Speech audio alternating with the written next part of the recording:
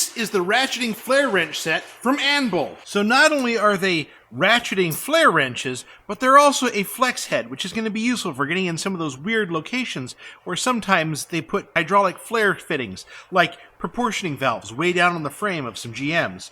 So in this case, this very nice case, foam filled, it's shadowed, it's got everything in there that's actually really quite nice. You get sizes 5/16, 11/32, 3/8, 7/16, half, and all the way up to 3/4, including a 19/32. Now, it's worth noting that this kit does come with a couple of interesting sizes that are not very common. So if you have one of those weird use cases, this one will do it.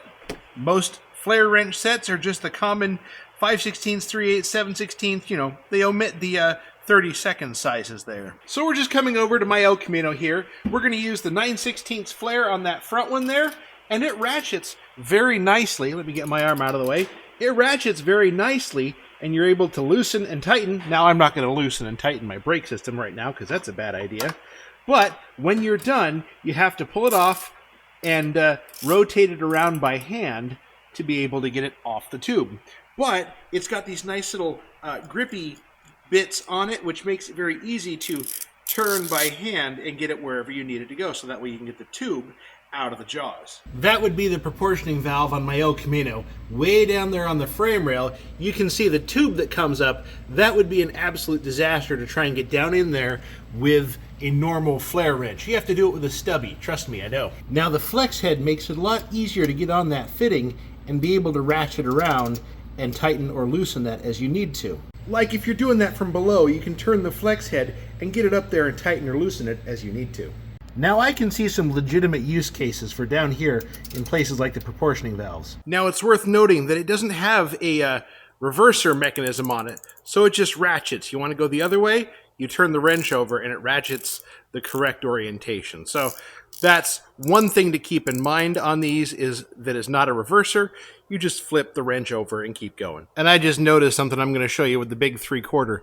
You see the little arrow right there? That tells you the direction that it actually tightens as opposed to ratchets. And there's one on each side, so you're never left wondering which way is this going to go. And just something I'm noticing from the smallest all the way to the biggest is the ratchet mechanism is suitably fine. I mean, it takes a little bit of force, but it's not that bad. The big one also is suitably light.